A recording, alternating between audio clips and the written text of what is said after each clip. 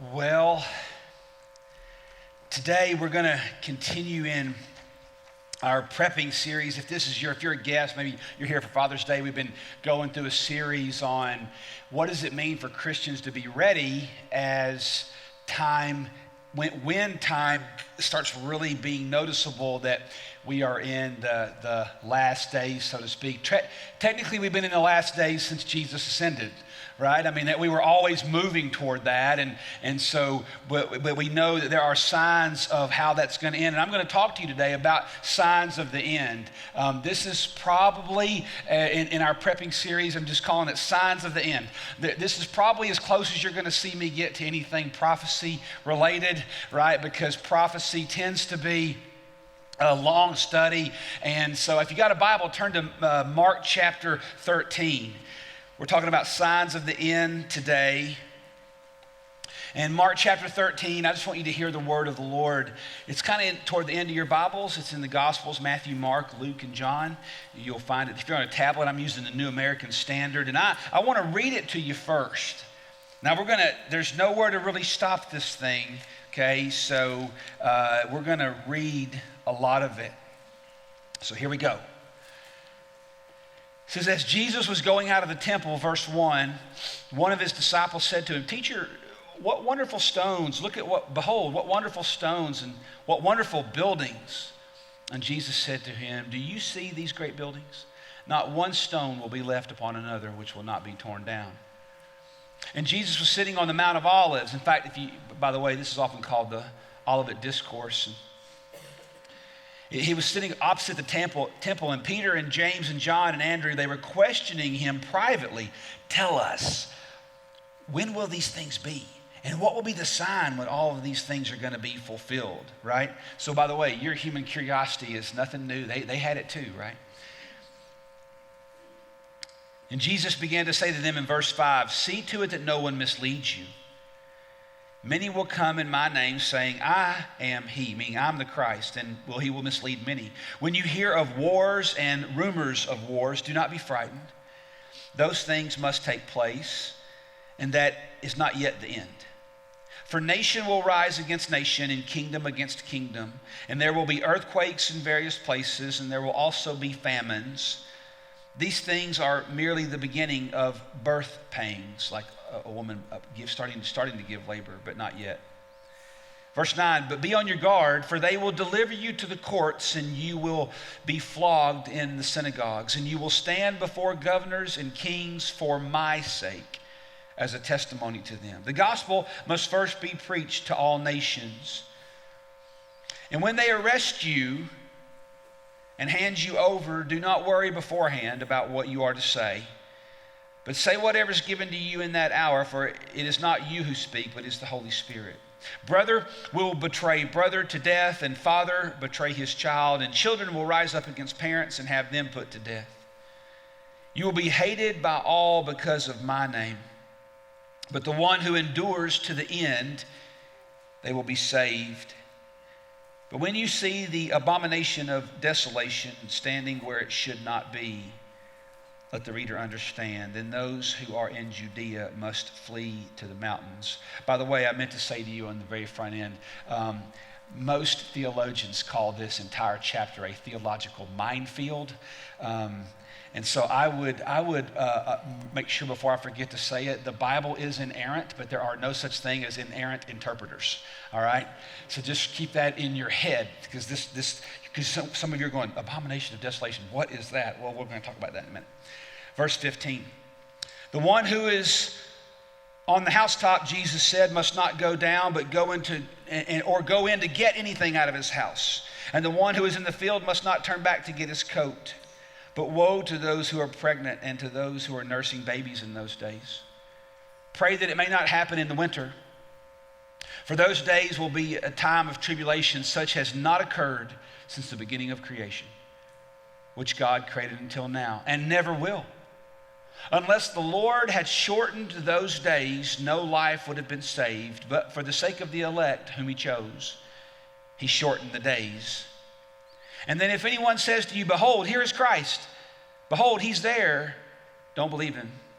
For false Christs and false prophets will arise, and they will show signs and wonders in order to lead astray, if possible, the elect. But take heed, I have told you everything in advance. But in those days after the tribulation, the sun will be darkened, and the moon will not give its light. And the stars will be falling from heaven, and the powers that are in the heavens will be shaken. And then they will see the Son of Man coming in the clouds with great power and glory. And he will he will send forth the angels, and he will gather together his elect from the four winds and from the farthest end of the earth to the farthest end of heaven. Now learn the parable from the fig tree. When its branches become tender, it puts forth its leaves. In other words, it buds out. You know the summer's near. Even so, you too, when you see these things happening, recognize that he is near, right at the door. And truly I say to you, verse 30, this generation will not pass away until all these things take place. Heaven and earth will pass away, but my words will not pass away. But of that day or hour no one knows, not even the angels in heaven, nor the Son, but the Father alone. So take heed, keep on the alert, for you will not know when the appointed time will come. It is like a man away on a journey who, upon leaving his house, he put his slaves in charge, and he assigned each one a task, and he commanded the doorkeeper to stay on the alert. Therefore, be on the alert, for you do not know when the master of the house is coming, whether in the evening or at midnight or when the rooster crows or in the morning, in case he should come suddenly and find you asleep. What I say to you, I say to all, be on the alert. So, this is a theological minefield. It is a place where there's a lot of things happening right there. But here's the bigger question that I have when I look at a passage like this. Why in the world would Jesus tell us these things? What's his goal, right? Well, I tell you, I think he kind of reveals his goal in verse 23. He says, take heed, I've told you everything in advance. I think that's the goal here. The goal is that we have somewhat of an understanding of what's going to happen and how to interpret times when it does start to happen. Now, I will tell you, when it comes to the study of the end, or you may hear that in Christian literature referred to as eschatology, the study of the end.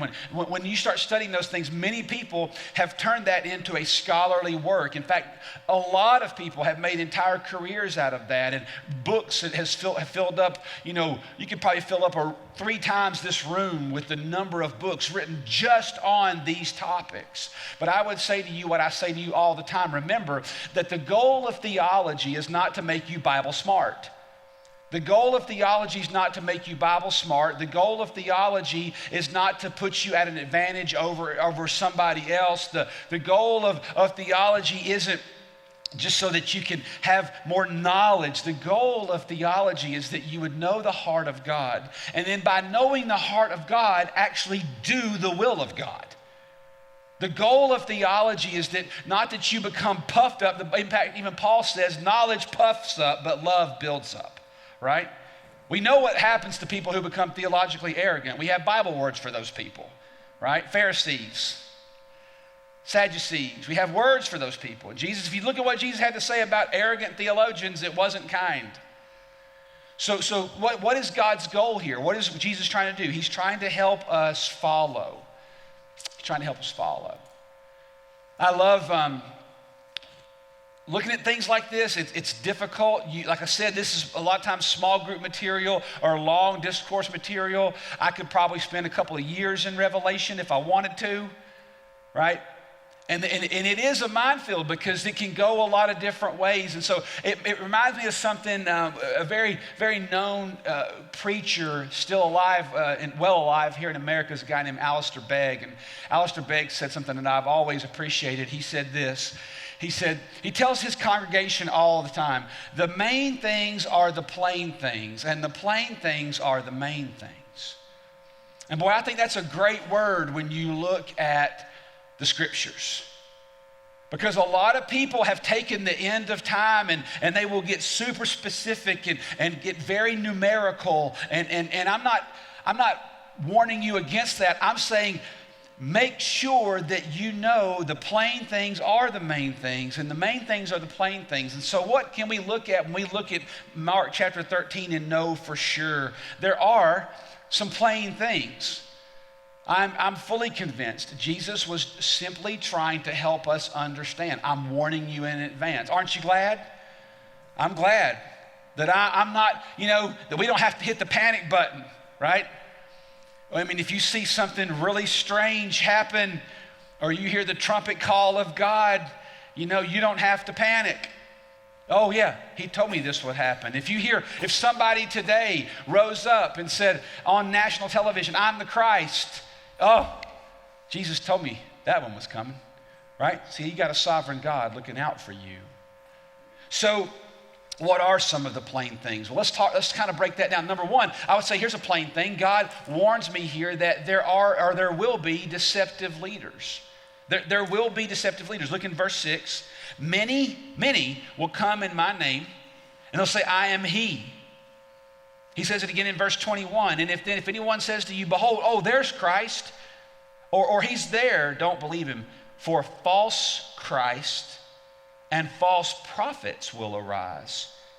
And there'll be signs and wonders. In fact, you can read Revelation. You can read about the Antichrist, there's even people all the time. You can get podcast after podcast or article after article that talk about how the lawless one, the Antichrist, has already been born, and you don't know that. You just don't. I would encourage you, stay away from incredible specifics like that, because you can really get yourself wound up. I mean, let's just face it, friends. Do you ever just Google how many people have predicted the end of time, right? Down to the date, right? Jehovah's Witnesses have done it a lot, over the years. I'm not picking on people. That's just truth. Don't do that. But we are warned that there are going to be deceptive leaders. Now Jesus said in verse 14, he says, when you see the abomination of desolation standing where it should not be, right? Then understand that those in Judea will flee. Many people have tried to connect that verse to the Antichrist. And I guess you can in some ways. 2 Thessalonians says it this way, right? 2 Thessalonians says the apostasy comes first, and then the man of lawlessness, the Antichrist, will be revealed, and he will be revealed, and the son of destruction who opposes and exalts himself over every so-called God or object of worship, so that he takes his seat in the temple of God, displaying himself as being God. So you can connect it to that verse. Many historians think that really this is a reference to the temple being destroyed in roughly AD 70. When for the second time, the temple in Jerusalem was just completely desecrated, and all kinds of things some of the Roman soldiers did, and so there's a lot of movement here, but here's where there isn't any movement. We know for a fact there will be false leaders. There will be people that will come, even in Jesus' name. There will be deceptive leaders, so be on the watch for that. Here's the second main thing that's a plain thing. God warns me that there will be chaos and unrest. Look in verse 8.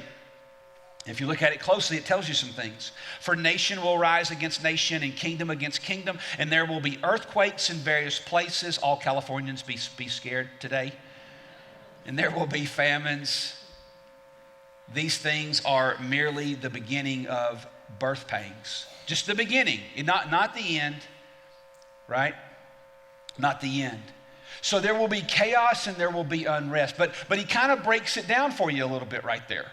Look at kind of what he says in verse 8. There will be nation against nation, kingdom against kingdom, and then there's even going to be creation unrest. So I kind of wrote this down just so you kind of know. Here's some ways to know, right? Number one, there's going to be civil unrest, nation against nation. Boy, you see that already, right? I mean, you could point to that already, nation against nation. You can see all kinds of wars and continual rumors of wars. There's constantly conflict around this world. Those are birth pangs, so to speak. But then there's worldview unrest, and that's just my word. Jesus used kingdom versus kingdom.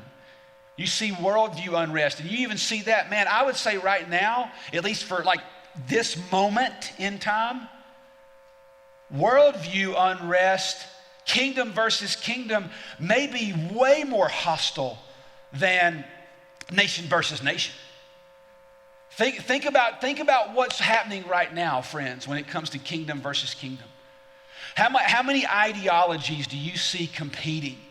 Boy, I was talking to somebody even this week. I was like, man, you've got to hand it to the Antichrist agenda.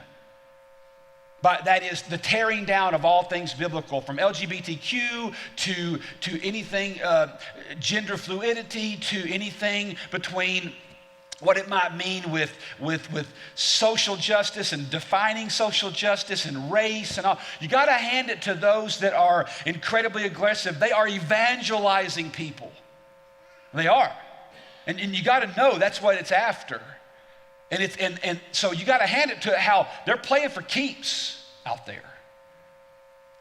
And I have 2 boys, and I can tell you the kingdom of darkness is coming for the minds of my sons. Hard, all the time, unrelentless. Or just relentless pressure all the time. I mean, if you think about, I think we're in an era right now. If you read Romans chapter 1, I think not that we're going to, but I would encourage you to go read Romans chapter 1, because in Romans chapter 1, you see almost, I would almost look at it as a funnel. You see what happens when a nation or a people say to God, I am going to self-rule.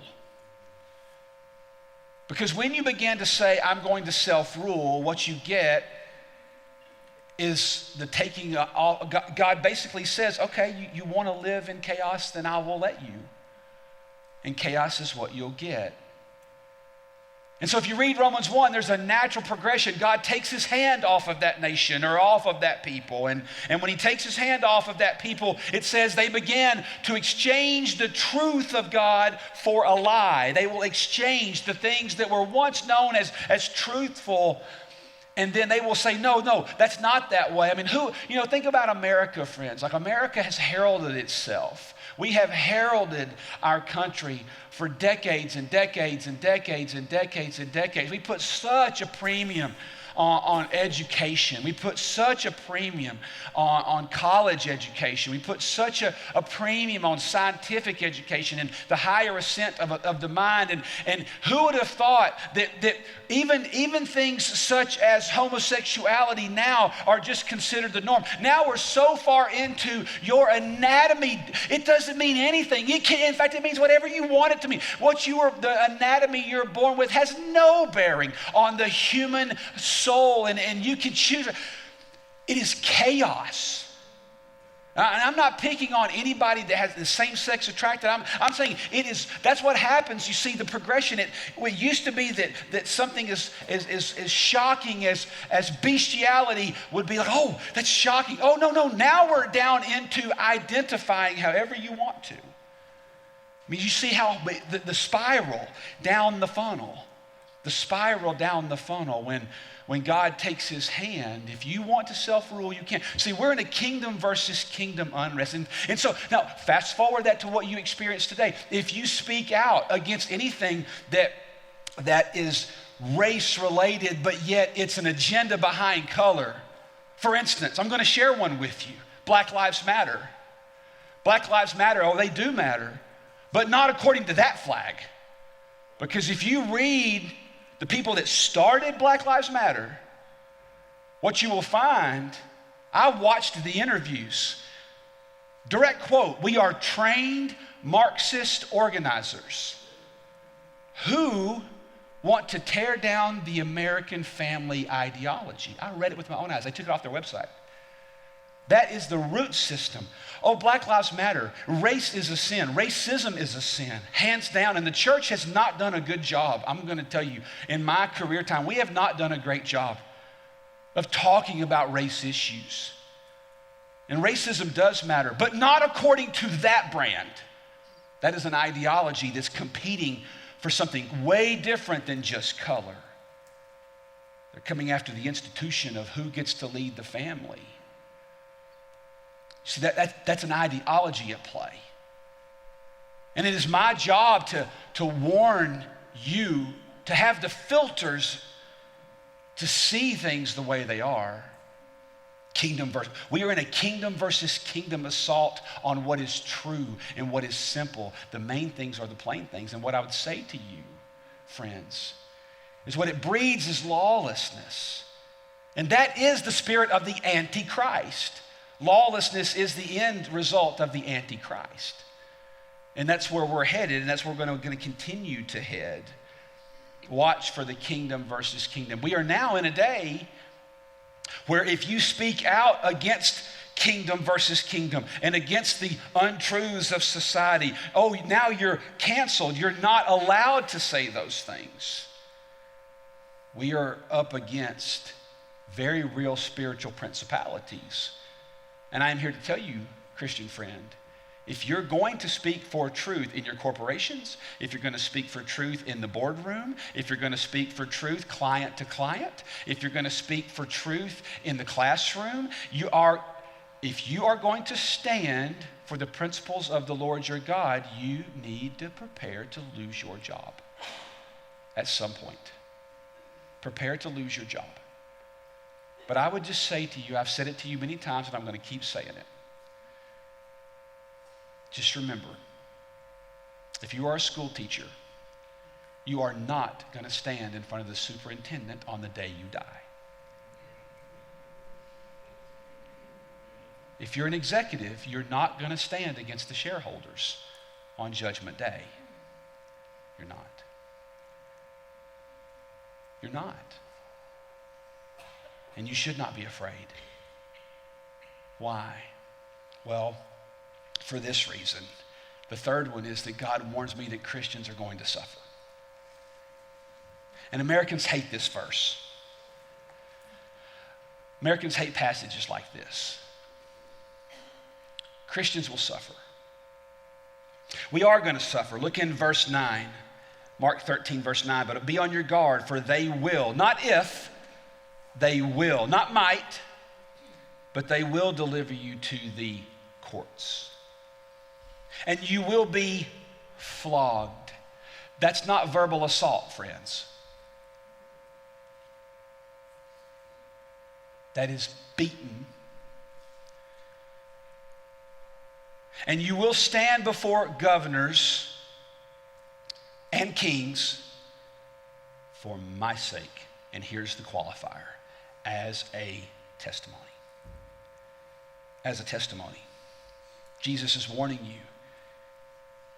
And I would say to you in the Christian church, be really careful. Be really careful that you do not define suffering. Be careful. Let me see how I'm trying to get what's in my head out my mouth. It's a weekly struggle with me. What I would say to you is be very careful that you do not let your definition of suffering be God's definition of suffering. Because Americans, we interpret anything bad as from the devil. Read your Old Testament. God has even used enemies of Israel to punish Israel.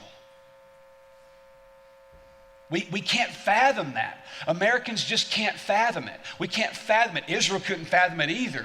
Wait, you mean you're going to use the Babylonians? Yep, sure am.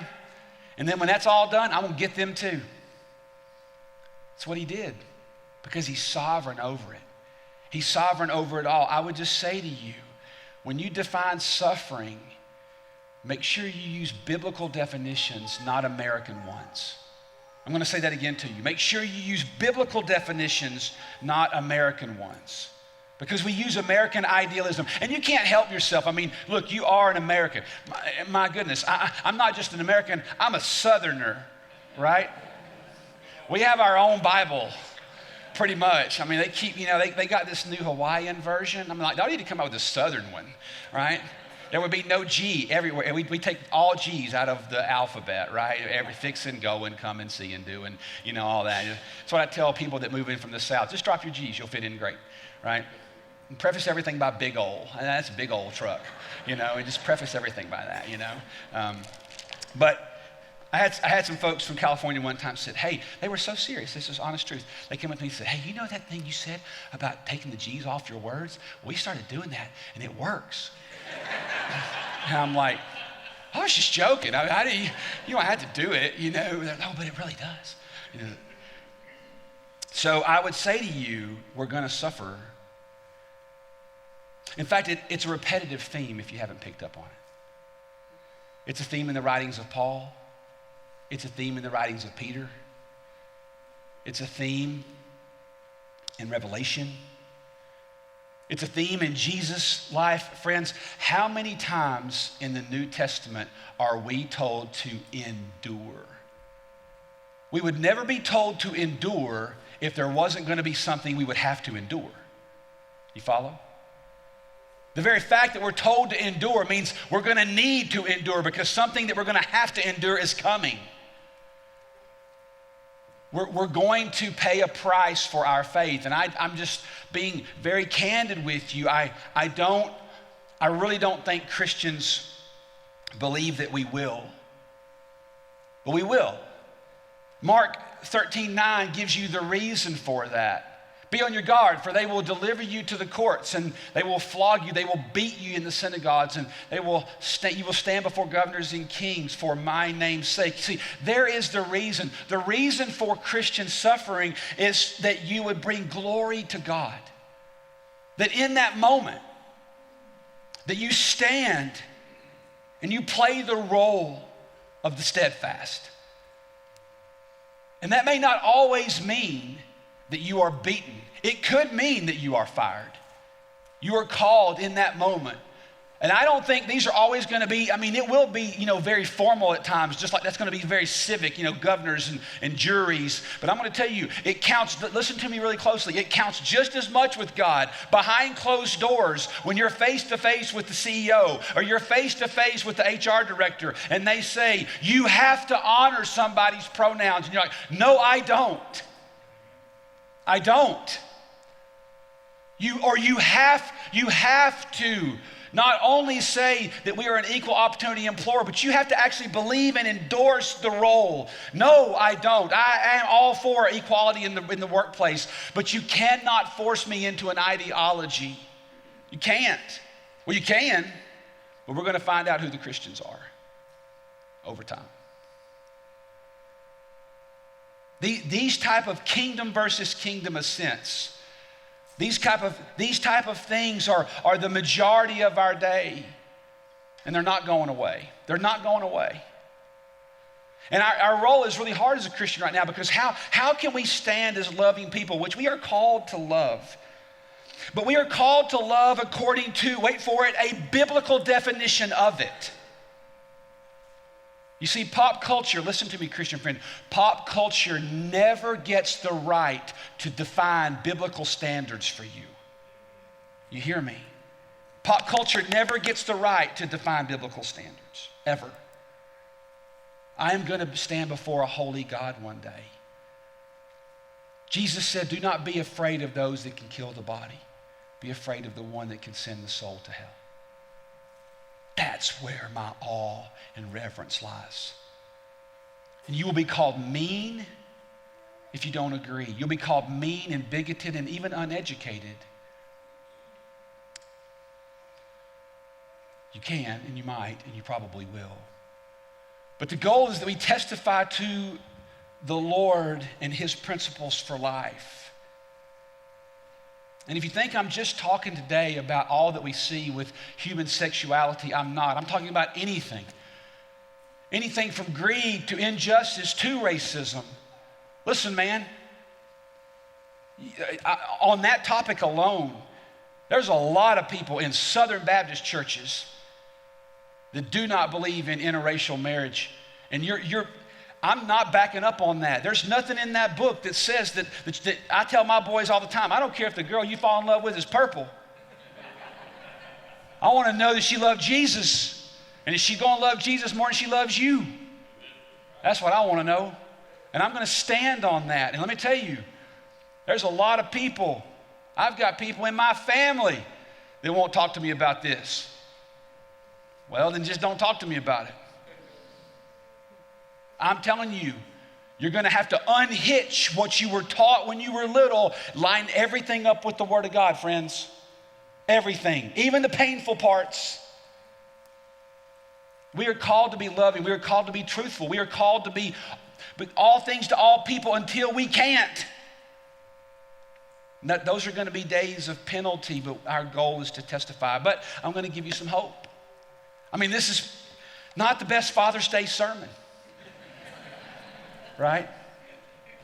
We're talking about prepping. And I would say to all of you fathers, all of you men, father or not,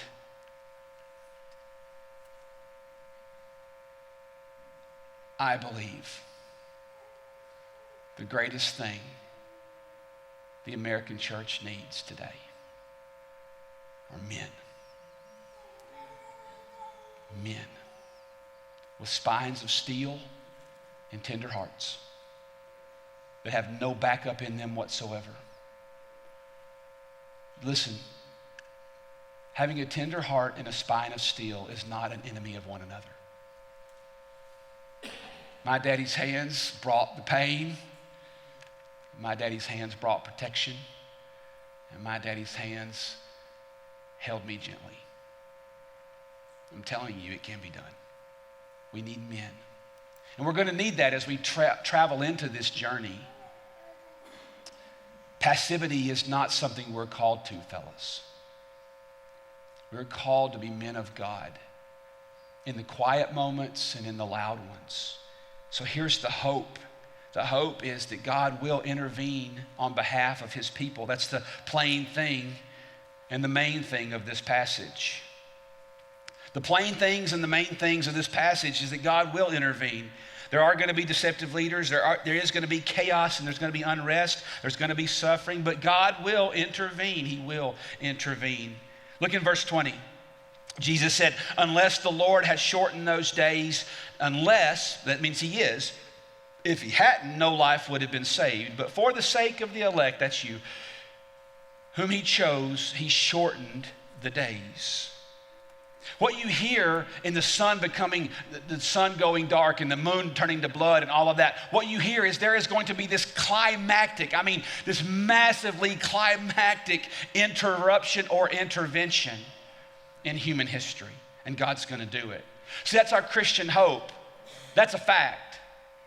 It doesn't matter if people believe it or not. Let me tell you, it doesn't matter if people believe that Jesus is going to return one day. I'm just here to tell you, the eastern sky, which is roughly that way, is going to split one day. It is. And it doesn't matter what, I don't need the world to validate that truth. Jesus told me that. And I can look for that. Now, there's pretty much three views of this. I'm going to help you out a little bit this morning. Okay, there's kind of three views, and here they are. Of when's this going to happen? Because that's how the passage starts with it says Peter, James, and John and Andrew are going, hey, when are you going to do all that? Right? They were the first bloggers. This is when I think it's going to happen, so to speak.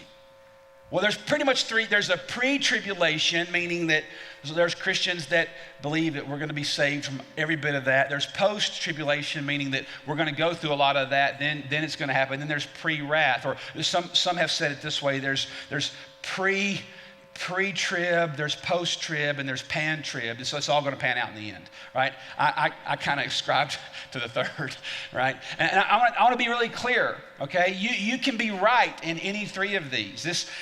That's not heresy. Heresy saying we're not ever going to see it at all. That's heresy. There's great theologians that have come down on different sides, and so I'm going to show you really quickly. Here's a little. I wrote this out with a mouse, so it looks like it, right? So you got a 7-year tribulation that you find in Revelation, and that's going to happen. You got bowl judgment, seal judgment, all that kind of stuff. You can read that on your own. And there's a large camp of Christians that believe that Christians over time, that many theologians have come down on the side of, the rapture is going to happen. And if you're not familiar with what a rapture is, that is that God is going to remove Christians from the earth before any of that suffering takes place. And then there's going to be a 7-year, a lot of bad stuff. It's a big theological phrase. A lot of bad stuff. Okay, you don't want to be around for that if you can help it. Okay, then there's those that look at post. Look at the next one. All right, that we're going to go through all 7 years of that. Then God's going to take the church out, and then there's going to be a second coming. You do realize that there is a difference between the rapture of the church and the second coming of Christ. Those are two different historical events, right? I will just tell you, I do not exactly know how this is going to take place. I think I would be crazy to say I did. There are three views. Here are the three views, right? Christians aren't going to go through any of it. They're going to go through all of it. Or there's the pre-wrath view. And over time, I've probably subscribed to more of the pre-wrath view, that we are going to be saved from some of it. I just can't tell you all of it. I think I haven't seen a single verse in Scripture. And by the way, if you found one, I'm serious. Tell me. I've told you at the very beginning of this thing, the Bible is the Word of God is inerrant. There's no such thing as an inerrant interpreter. If you found places where we're going to be saved from all of it, I haven't seen a verse that says we're going to be saved from all of it. Because we're told too often to endure. You're going to have to endure. You will suffer. You will be beaten. I don't know how that plays out in the end, but I do know that we will go through it. Jesus said, no servant is greater than his master. We're going to go through some portion of it. But the plain things are the main things. And so what's the plain thing? Here's the plain thing. Jesus said, I'm warning you of this now. Why? So you won't be deceived, right? When you look at the story, so you won't be deceived. But you know what this also tells us? This whole chapter, all 30-something odd verses of it, this whole chapter tells us something. That even in the chaos, history is moving somewhere. God is over history. What looks chaotic to you isn't chaotic to him at all. Do you see? See, when I said be very careful that you don't define suffering and put your definition on top of the Bible, because this sounds very chaotic. Moon turns to, I saw a sunset one time in Charleston, South Carolina, when Mom and Dad was the golf pro there at Charleston Air Force Base, and there was the harvest moon that came up. Man, I was about to move off to Fort Worth, and I saw this moon come up over the Atlantic Ocean, and it started somewhere in Uzbekistan, and it ended somewhere in Savannah. It was the largest thing I'd ever seen, and the whole thing was bright red, and I went, wait, hold. Everybody was like, oh, get out your picture. I'm like, well, y'all may want to get on your knees before I don't know, before we're taking snaps, this sucker. It was blood red, man. I was like, whoa, is that what's, didn't know. But the whole thing is that creation's moving somewhere. See, I think Jesus gives us these words and he gives us revelation. You know how when you're in a plane, you've all flown, most of you have, and you've all flown, and what do they say? They come on and they say, we're going to prepare for our initial descent. You can start to feel the plane going down, right? But you notice the airline attendants, whatever. They're still doing their thing, checking to see if, I've flown 7 million times. They're still looking if I got my seatbelt on, Okay. Put your trays in the upright position, right? But then that plane keeps going. You can feel it, keeps going. And it takes sometimes 15, 20 minutes on the initial descent. But then you can watch the airline attendants. When they start sitting down, you better go ahead and get ready. That plane is starting to really descend. Then you hear the flaps come down. You hear the landing gear. Michelle hates to fly, right? Every time I get ready for the boom, landing gear, and it's, one of those things. It's just how it is, right? Everything since Jesus ascended, the plane has been descending. But we're told, it's really interesting. I walked in this morning and I saw on the screen 1 Thessalonians 4. I went, oh my goodness. We're going to read 1 Thessalonians 4 today?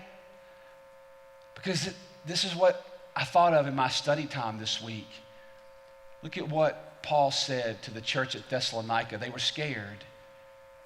And he said, no, look, I don't want you to be ignorant. That's how he starts us off. Then he says, then we who are alive and remain, we will be caught up together with them in the clouds. Who's them? All the Christians that came before us. To meet the Lord in the air. And so we will always be with the Lord. And so comfort one another with these words.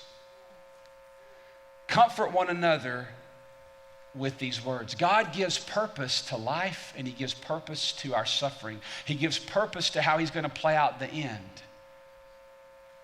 And so I would bring you back, this passage to me, just my own opinion, this passage has bookends.